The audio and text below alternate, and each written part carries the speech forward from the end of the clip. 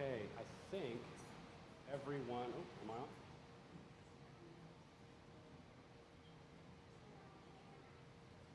Okay, am I on? I don't know that this is on. Pastor, is this turned up? I think he was on Facebook a little too much.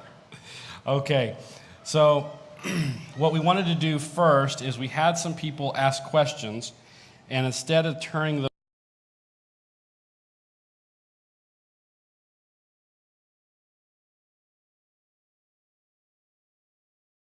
questions, so we figured we'd read off the question and then answer them here. So the first question that came from last night was, many states have laws already on the books called blue laws. Is this part of the sign to get out of the large cities? So the sign to get out of the large cities, as defined by the quote in Spirit of Prophecy, was specifically a national, so that's what it was, an attempt at a national Sunday law. So you're looking at a national act, not a state act, to do that. Now, having said that, when you look at things coming and progressing, a lot of times it would not be surprising as we look forward in time that before there's a national Sunday law, different states would pop up and have their own individual Sunday laws. Very similar to what happened in Ellen White's time. If you notice what happened in her time, you had before 1888, when they had the national Sunday law attempt that failed, you had a lot of states that had actual Sunday laws on the books. Matter of fact, if you do a search, you can find pictures of Adventist pastors in chain gangs literally smashing boulders because they refused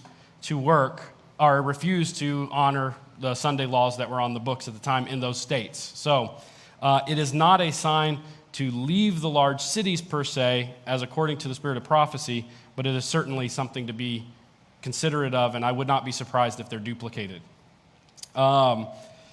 The next question was, how would I share this message with someone who is not Adventist? So obviously, someone that's not Adventist does not believe in Ellen White, so you wouldn't want to utilize those particular quotes. So you wouldn't necessarily be able to target 1888 as the date to the warning was given to get out of the large cities. But what you can do is, as you're studying the Bible with them, you can, as you walk through, for example, Revelation and Daniel, you'll see that the time of the end begins in 1798. And then if you turn with them to, like, for example, Matthew 24, Jesus goes through all of these things that are part of the time of the end, and you see all these bad things that happen. And you can rationalize with someone and talk to them and say, well, where would these things more likely happen? This is the stuff that's going on. It's going to happen where there's populated people. These things aren't going to take place in Antarctica where no one lives. It's going to take place where people live. The other thing I would point out as well is when you go to Revelation 13, and this is something we walked through last night, what did it say? Revelation 13 and 14. It said, fire comes down from heaven, and the world is deceived by those miracles, and then the image to the beast is formed. So why does the world make an image to the beast? And just walk them through the thought process. There's no reason to do it right now because the vast majority of the world doesn't care about Saturday or Sunday, and those that worship on Sunday don't keep it sacred anyway. So why would they want to do that? It's because they are deceived, but they're deceived in a particular way, deceived by miracles. So you're talking about spiritualism and all kinds of bad things that go along with that. And then you can just ask the simple question, would you want to live in a large city with the things going on in the world that Matthew 24 describes and the spiritualism aspect of what would be going on as well? And you could point to, for example, all the things that have happened recently where these cities have had problems with the virus and things of that nature, and how people have had no water and, different things. And it's a very rational conversation. So while you can't use the Spirit of Prophecy and you might not be able to pinpoint 1889, you can certainly make a case for not living in the cities during these last days on earth by just going through and showing what's going to take place on this world. So this was a really interesting question. What is the definition of a large city? So that was probably one of the first things I wanted to look up and find when I went through all this and kind of learned when to get out of the cities, because originally I was looking at it from the other side of the table, which is sometime in the future when there's a Sunday law actually created, that's when to get out. And so when I saw this, I was like, okay, well, what is a large city? So I'm not saying this is encompassing everything, but I did a search in the writings of Ellen White, my program that I have that has all of her writings, and I simply searched for large city or large cities or anything along those lines. And I went through each quote. And I looked up whenever she mentioned a city, I just looked up what's the population back whenever she wrote whatever she wrote. The smallest city I found where she called it a large city had a population of a little bit over 100,000. It was like 105,000 something. So that's the population, at least what I could find by her own words, of what she described as a large city. Let's see, was there another? Okay, the last question was, why did Jesus tell the Jews to leave right away when it was 3.5 years before the destruction? And that's part of Jesus' warning, talking about the end of time, or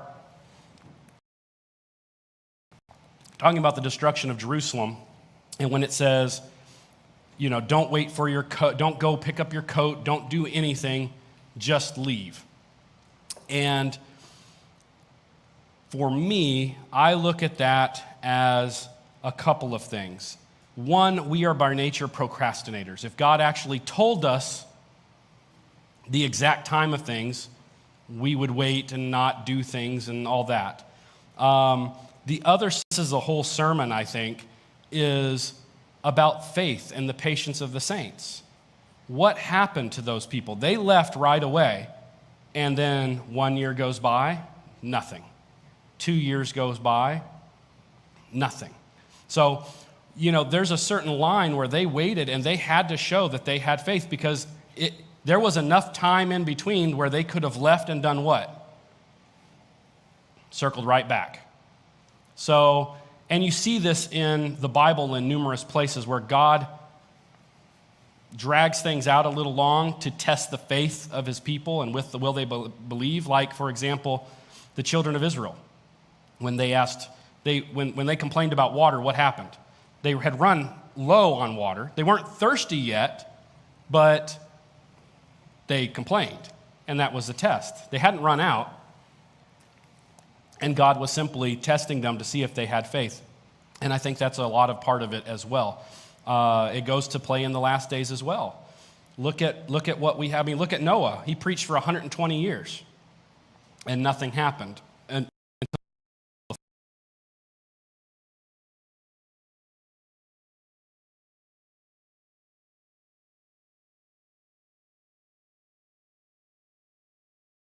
maybe not.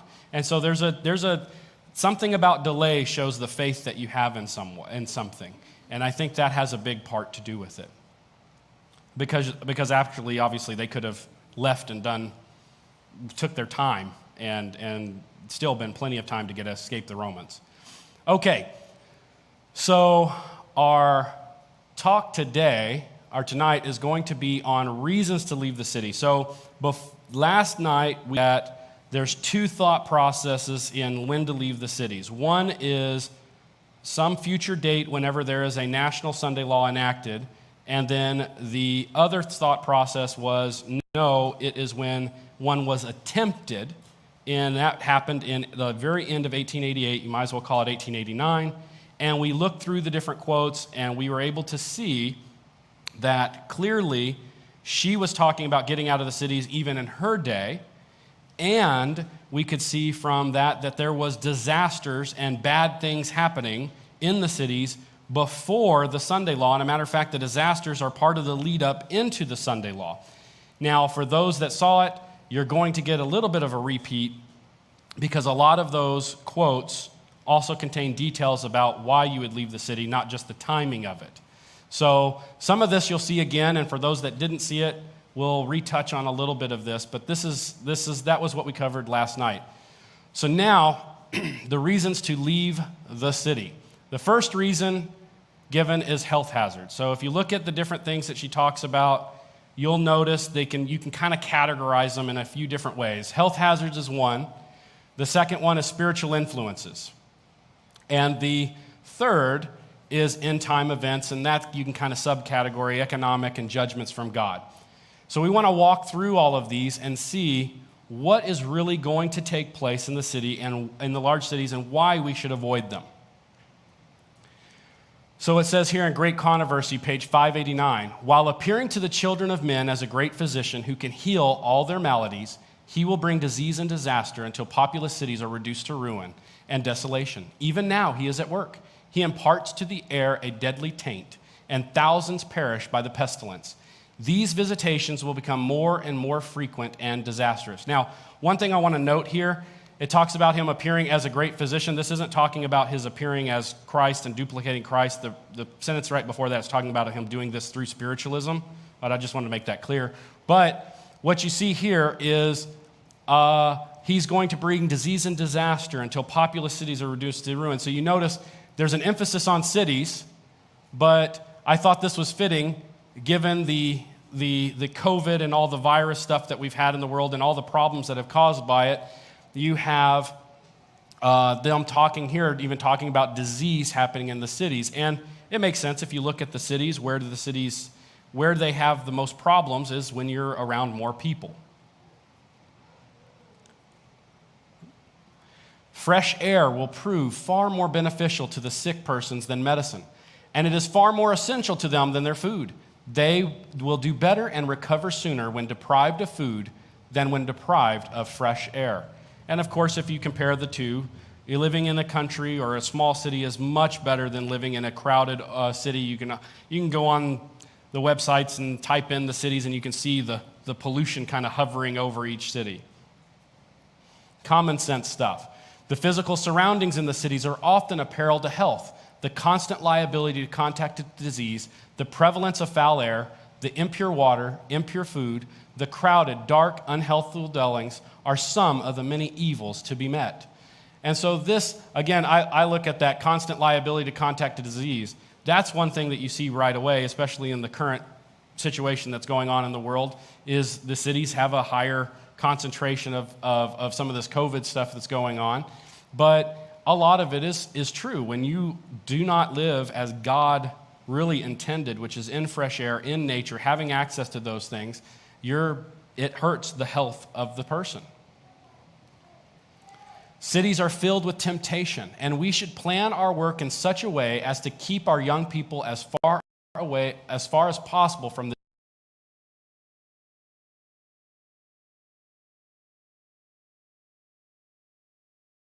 away from the hotbeds of iniquity that are found in our cities. So this is obviously one quote for those that weren't here that would indicate an exiting of the cities even in her day, but it speaks to us. I mean, think about the dangers that happen inside of a city that can attract the children away from God. That is one of the biggest things that Satan utilizes, is the busyness of the world to get you to think it's God. It is God's will that his people shall. It is not God's will that his people shall settle in cities where there is constant turmoil and confusion. Their children should be spared this, for the whole system is demoralized by the hurry, the rush, and noise. And you can see that in the cities. That's what Satan tries to use to distract you from actually learning about God. He gives you whatever it is. If it's entertainment, there's all this. If it's this, it's that. He will put whatever before you that you need to detract you. Now, there is a danger here. I want to point this out. Now, thanks to modern technology, we have little cities in our pockets with us all the time. So we do have to be careful of that as well. You can live in the country and have a city right in your home. So you want to be careful of that. But this is what she's talking about. And again, I'll point out for those people that weren't here, it is not God's will that his people should settle in cities. That's pretty clear. The spiritual influences, the sinful conduct of his daughters after leaving Sodom was the result of wicked associations while there. The sense of right and wrong was confused in their minds, and sin did not appear as sin to them. Now, this is probably one of the most scariest quotes I think I've ever seen in there when you really start to think about it. And the reason why I say that is with what they did at that time, that horrible sin, and notice what she says, it wasn't that they did it and they knew it was wrong, but they thought it was okay because of the situation. It didn't even cross their mind that it was bad. So their sin did not even appear as sin to them. And the reason why I say it's scary is it makes me reflect, and hopefully it makes you reflect on what are your surroundings? Who are you surrounding yourself around? Is there people that you surround yourself in your life or things that make you oblivious to the sins that maybe you commit where you now are like them, you don't see what's wrong? And so this is a very big problem that happens in our lives. In choosing a home, God would have us consider first of all the moral and religious influences that will surround us and our families. I think this is especially impactful when I think of people when they move, and even Christians, we'll often pray about a job. Lord, do you want me to move here or there or whatever it is? But how many people, after they decide on what job it is and that God wanted them to move, they then look for, okay, well, what's the closest commute? How many square feet? What's the bedrooms? What's the this? You have no idea who your neighbors are. You picked the first church that's closest to your house that you already picked. So before you picked any of the religious stuff, you picked the other thing. And it just speaks to the priorities that we should have. When we move, we should think about where are we putting ourselves and our children at influence. I mean, think of, going back to the first one, think of Lot. I have no idea how many of his family were saved prior to them entering Sodom. But I know when he left, he had 2 daughters that did a horrible thing, so I have no idea about their salvation, and I know Lot was saved. That's it. So what influences we have around us has a big impact on us and our families. To parents who are living in the cities, the Lord is sending the warning cry. Gather your children into your own houses. Gather them away from those who are disregarding the commandments of God, who are teaching and practicing evil. Get out, again, for those that weren't here, get out of the cities as fast as possible. Parents can secure small homes in the country with land for cultivation, we'll talk about that later, where the children will not be surrounded by corrupting influences of city life. God will help his people find such homes outside of the cities. And this is so important. We need to think about not just ourselves, but our children and their future. Let children no longer be exposed to the temptations of the cities that are ripe for destruction. The Lord has sent a warning to us, a warning and counsel to get out of the cities. Then let us make no more investments in the cities. Fathers, mothers, how do you regard the souls of your children? Are you preparing the members of your families for translation into heavenly courts? Are you preparing them to become members of the royal family, children of the heavenly King? What shall it profit a man if he shall gain the whole world and lose his own soul? How will ease, comfort, convenience compare with the value of the souls of your children? And that should make all of us pause and think, because a lot of times when we look at things, we move to a place because of the job, the pay, the whatever it is, and it's a very stark question. How does all of that compare to the value of your kids? And with me having children, it definitely gives me pause to think about, the most important thing for me is to make sure my family and my kids are there. I can't imagine the heartache of a parent getting to heaven and then finding out that one of their kids isn't there. And a lot of it is because we don't put the most important things first in our lives. Life in the cities is false and artificial. The intense passion for money getting, the whirl of excitement and pleasure seeking, the thirst for display, the luxury and extravagance, all are forces that, with the great masses of mankind, are turning the mind from life's true purpose. They are opening a door to 1,000 evils. Upon the youth, they have almost an irresistible power. And I feel like, for me, I had a very front row seat to this kind of a thing because I worked in financial services. And financial services, depending on what area you're in, you see there's a lot of money that can be made. And people, it really attracts a lot of people. And I've been on interviews, hiring people and things of that nature, and I've heard the story 1,000 times. I grew up poor. I want to do this for my family. It's a lot of hard work, but I know what's going into it. I want to do all this for my family. They're so important to me and all that kind of stuff. But they get distracted by the false and artificial and the intense passion for money getting. And within a very short period of time, I would see those same people who told me that their kids were the most important things to them, that their families were the most important things for them, they were doing this for them, they would leave their families. They would, be left with ultimately nothing. They'd wind up leaving the job with nothing because they spent all their money that they made, which was good money, but they spent it all on randomness of things. And they left broken and alone.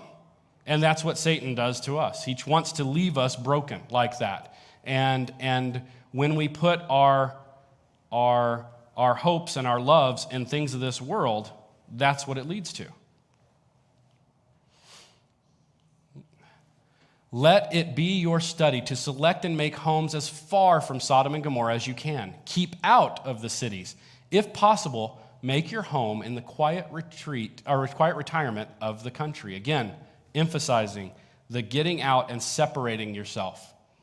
This experience of the Israelites was written for the instruction of those who would live in the last days. Before the overflowing scourge shall come upon the dwellers of the earth, the Lord calls upon all who are Israelites indeed to prepare for that event. To parents, he sends the warning cry. Gather your children into your own houses. Gather them away from those who are disregarding the commandments of God and are teaching and practicing evil.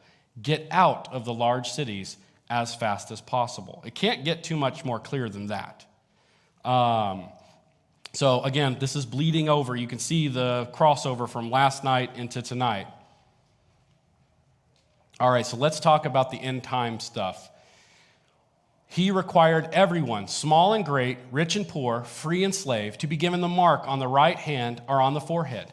And no one could buy or sell anything without that mark, which was either the name of the beast or the number representing his name. So this is, of course, the no buy, no sell stuff that happens in the Sunday law. And notice what it says.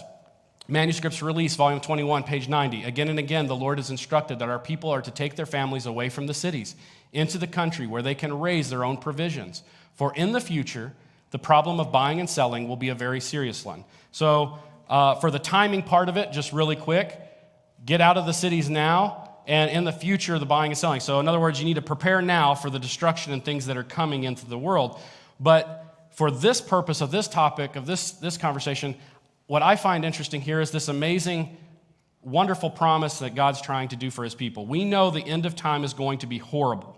There's no way you can prep your way out of it. But through God's messenger, we are given advice as to how to make it a little less bad, not as horrible. And notice what she says, buy and sell was a very serious one, but how we can mitigate that is by raising our own provisions. So what she's saying is, look, as you move out away from these cities, you get a little bit more land. And if you look at what she talks about, you're talking like 1-2 acres. You can do pretty much everything with that. And you have a garden. You have fruit trees. And you do those things. And when you cannot buy and sell, guess what? Well, you've got some provisions that you can get by. You can grow your food. You can do those things. And that helps to mitigate some of these problems. Does that mean you're going to be able to fly right through with no problem? No, but this helps during that time period.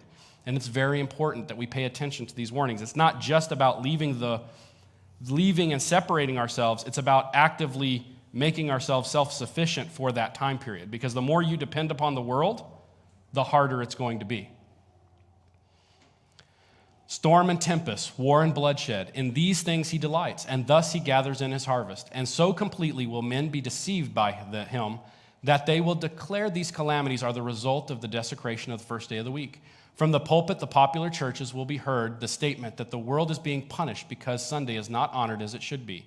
And it will require no great stretch of the imagination for men to believe this, for they are guided by the enemy and therefore reach conclusions that are entirely false. So again, you have men being completely deceived, and that's what we talked about at the very beginning, where Revelation 13, and 14, the world is deceived by miracles, so it's a special kind of deception. It's through spiritualism that they're deceived. But look at what's happening.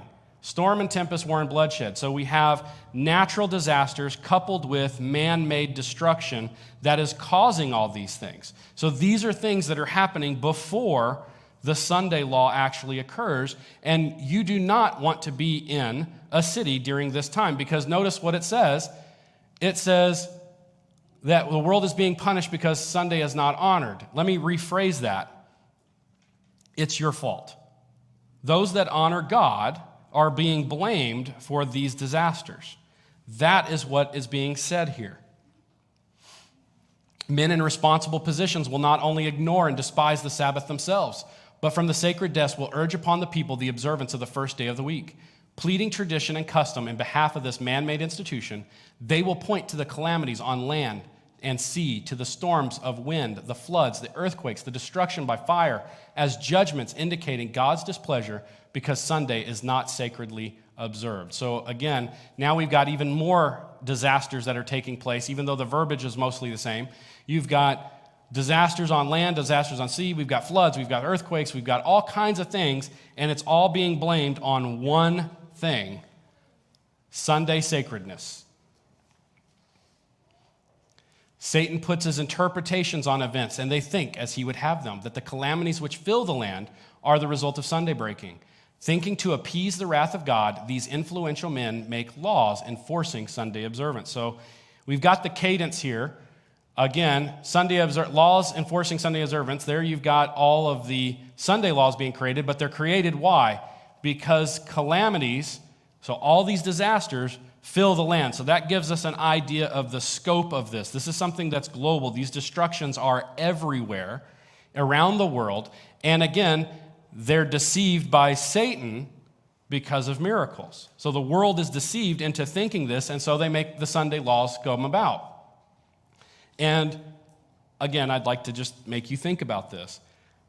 Keep thinking, how would you like to be in a place where this kind of thing happened? And not only that, which that's bad enough. I mean, we've been here and the pipes bursting and the power outages and all that stuff is very terrible. But there's an added thing here because it's your fault. It's not some random weather event, it's your fault. That makes this a lot more scary. This is Manuscripts Release, Volume 21, page 79. For years, Jesus labored to convince the Jews that the great calamities would come upon their nation unless they would repent. Christ pronounced woes that would come upon Jerusalem. To the blind priests and unbelieving Pharisees, he spoke words of entreaty, but denounced the wickedness of their course. The disciples were amazed at his words. They could not see how they could possibly be fulfilled. As they looked at the massive stones of their grand, beautiful temple, it seemed to them that the structure must stand forever. Was this not the opinion that of inhabitants of San Francisco entertained regarding their grand, towering structures and the probability of the destruction? The Lord looks upon impenitent cities. He sends them by his messengers messages of reproof and warning. But when his messengers are despised and abused, and the message is rejected, when it is seen that patience and forbearance will not turn the hearts of men to him, God will send his judgments, as he has done upon San Francisco. No human power can stand against the mandates of Jehovah. Read the whole 24th chapter of Matthew. The Lord we know is near at the door, and we must move carefully in the Lord's way. Christ has warned us of the judgments that will come upon the cities because the inhabitants have greatly dishonored God. Now is our opportunity to warn the world that the end of all things is at hand. So there's a lot here, but what I first like to point out is one, she is associating this destruction, whatever this event is that happened in San Francisco, she's associating that with the destruction at the end of time.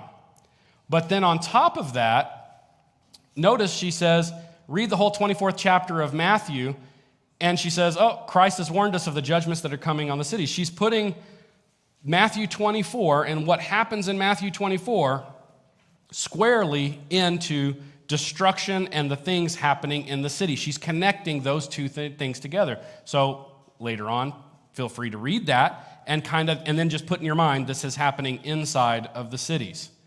But notice what she says as well.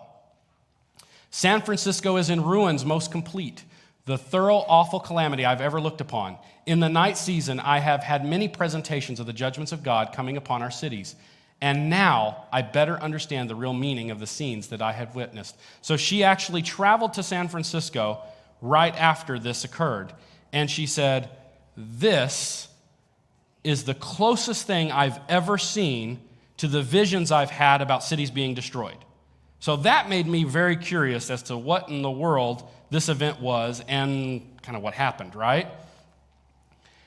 I looked it up. It was an earthquake in 1906. It flattened 80% of the city. 25,000 buildings were destroyed, covering 490 city blocks, and 75% of the population was left homeless. Now, it mentions that about 1% of the population died. I don't know if that's relevant or not, but I wanted to throw that in there because that was God being merciful, I think, there. But can you imagine, pick a large city, I don't care which one, New York, San Francisco, whatever, these big cities, 80% of it's flattened, and 75% of the population homeless. I'm going to assume no water, electricity, all those things. And, oh yeah, it's your fault. That is a very bad situation to be in. And especially when you think about these things will happen, and remember, they're deceived by Satan, and they blame it on those that are keeping the commandments of God. That is very frightening to be in that situation. Let all who would understand the meaning of these things read the 11th chapter of Revelation. Read every verse and learn the things that are yet to take place in the cities. Read also the scenes portrayed in the 18th chapter of the same book. And I heard another voice from heaven saying, come out of her, my people, that ye be not partakers of her sins, and that ye receive not of her plagues. It will not be to the credit of any who believe the words of these prophecies of this book to ignore the special indications of God and show indifference in regard to this wonderful display of the power of God because of the sins of this city recently destroyed. She's again talking about San Francisco, but she does something even more. She says, look, the 11th chapter of Revelation, even though it's prophetic and it's talking about other events, read every verse and learn what's going to take place in the cities. And she also connects Revelation 18 to that as well. So there is lots of bad things that are coming upon the cities. And then again, for those people who may have missed it last night, she's saying, look, don't ignore what just happened in San Francisco and take no action. You need to act to save yourselves because these disasters, we live in the end times, are going to become more and more frequent, and eventually it's just going to happen constantly. In the future, cities will certainly feel the terrible results of earthquakes and fires. Cities will be destroyed by flood and by lightnings. Out of the cities is my message at this time. Again, this really hurts the thought process of Sunday, some national Sunday law in the future being the time to get out of the cities. Very clear. The time is near when large cities will be swept away, and all should be warned of the coming judgments. Oh, that if God's people had a sense of the impending destruction of thousands of cities almost now given to idolatry. So what's interesting here is you're warning the large cities swept of judgment, so which means this is before probation closes. All the cities are going to be destroyed when Christ comes. So this thousands of cities is talking about the destruction that's going to take place in the cities prior to Christ coming.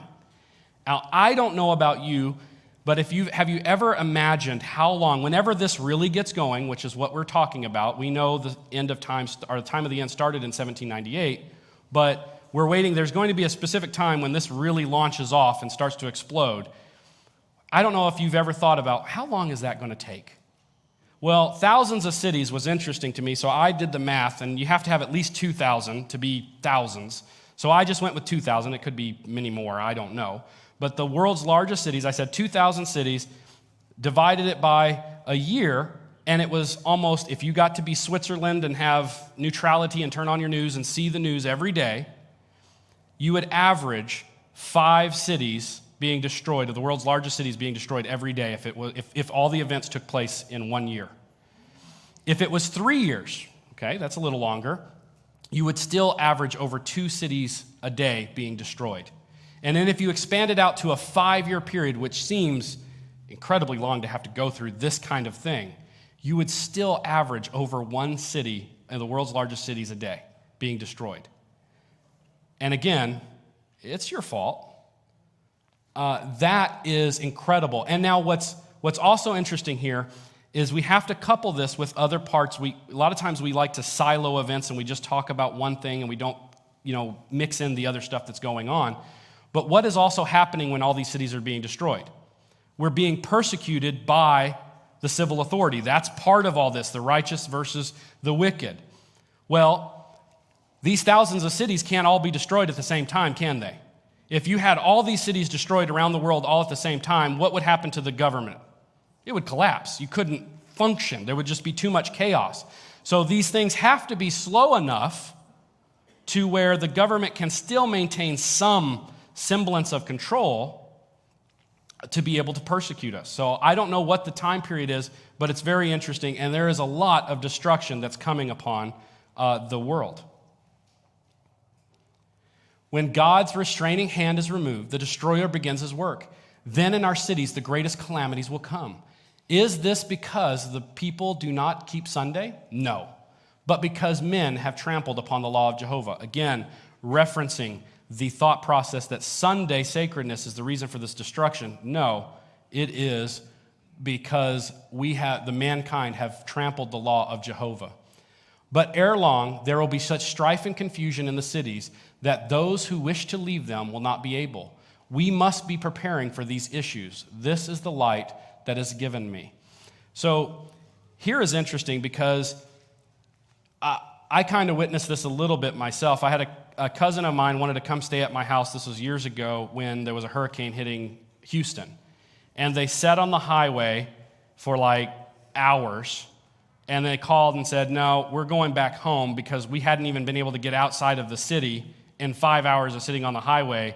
And so we'll never make it there before the hurricane comes, so we might as well get to our house and ride out the storm in a house rather than being in a little car. And this is the situation that's going to happen to people. When you have destruction coming upon the world, if you have not separated yourself from that destruction, you're going to be sitting right in the middle of it. And that's a very dangerous place to be. Because again, what's happening? They think it's your fault. I can't imagine how someone is going to be treated that is maintaining their faith in God and following God's law and refusing the mandates of man in a city that has been destroyed and all my possessions have been taken away. You've destroyed my job. You've maybe killed some of my family members. And this is your fault. I cannot imagine how the mobs, you see how people react nowadays. This is way, way worse than anything we've seen. I can't imagine how people would actually behave in this environment towards people that follow God's law. It is, if you are around that area, that is going to be a place of extra special persecution as opposed to being separated from that environment. The calamities will come. Calamities most awful and most unexpected. And these destructions will follow one right after another. He will punish the cities and places where men have given themselves up to the possession of satanic agencies. Strictly will the cities of the nations be dealt with, yet they will not be visited in the extreme of God's indignation, because some souls will yet break away from the delusions of the enemy and will repent and be converted, while the mass will be treasuring up wrath against the day of wrath. So praise God that even in these destructions that are going to happen, as catastrophic as they are, God is making sure that people that may convert are alive so that they can hear the truth and yet will come out of that delusion and be saved. And that is a very special promise that we need to pay attention to. For if our people regard God's instruction as of value, they will move away from the city so that they will not be pained by its revolting sights, and that their children will not be corrupted by its vices. Those who choose to remain in the cities will be surrounded by houses of unbelievers, must share in the disaster that will come upon them. When the Lord was about to smite Egypt with hail, he said to Moses, "Behold, tomorrow about this time, I will cause it to rain a very grievous hail. Such hath not been seen in Egypt since the foundation thereof until now. Send therefore now and gather thy cattle and all that thou hast in the field. For upon every man and beast that is found in the field and shall not be brought home, the hail will come down upon them, and they will die." And that should be a stark warning to anyone that does not heed God's warnings. And it's very clear. Look, if you do not move away from the cities that are pained by revolting sights, and don't let your children be corrupted by vices, if you choose to remain, you must share in the disaster that comes upon them. And if I picture this in end-time events, which this is referring to, if you think about the end times, it's going to be bad for everyone, but who is it going to be worse for?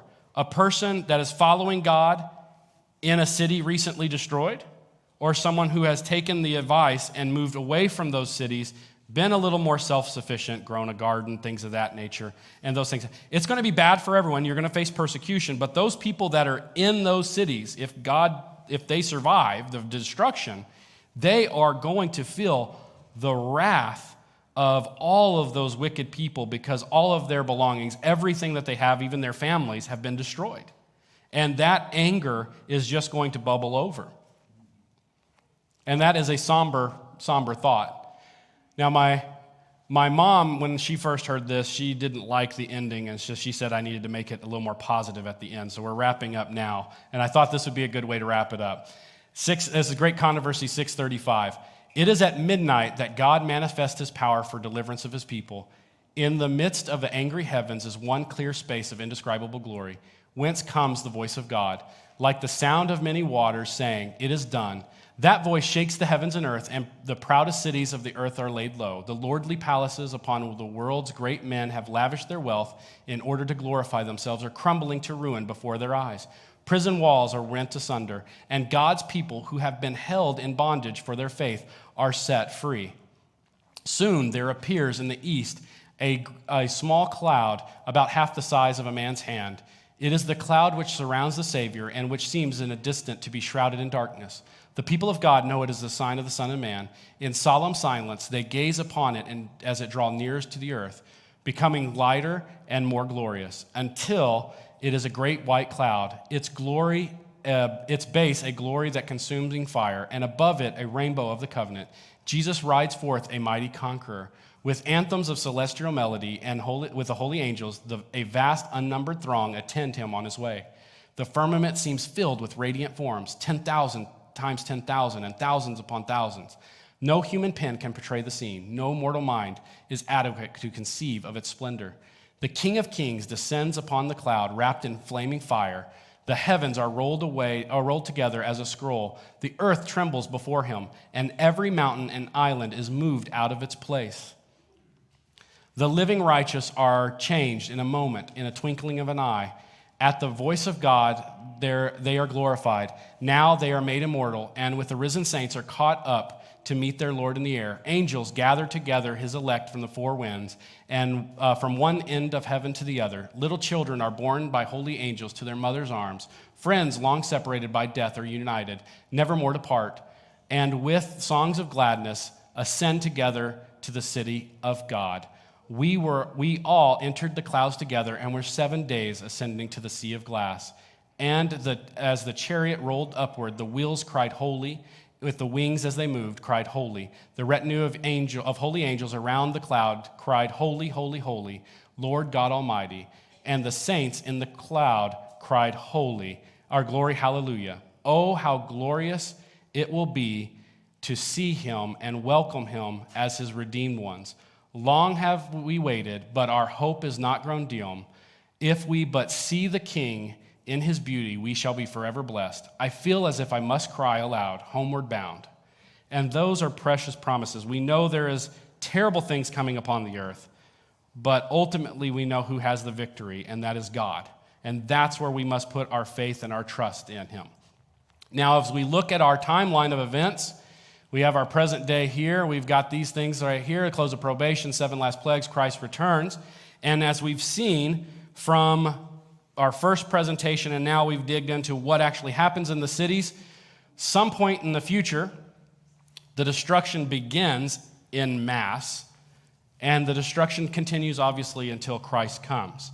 So tomorrow night at 7 o'clock, we will talk about the spiritualism that takes place. So we talked about, when we read in up here, that the world was deceived, and in Revelation 13 and 14 it says it's deceived by miracles. So we're talking about spiritualism. We're going to talk about the spiritualism that's connected with all of this, and what is it, and what do we have to face at that end time. So again, that's 7 o'clock tomorrow, and I hope to see you all there. Let's bow our heads with prayer. Our loving Heavenly Father, thank you so much for your wonderful blessings. Thank you for leading and guiding us. Thank you for allowing us the time to assemble together and learn of you, Lord. Clear our minds and empty our hearts, and allow you to fill both, and give us hearts and made anew so that we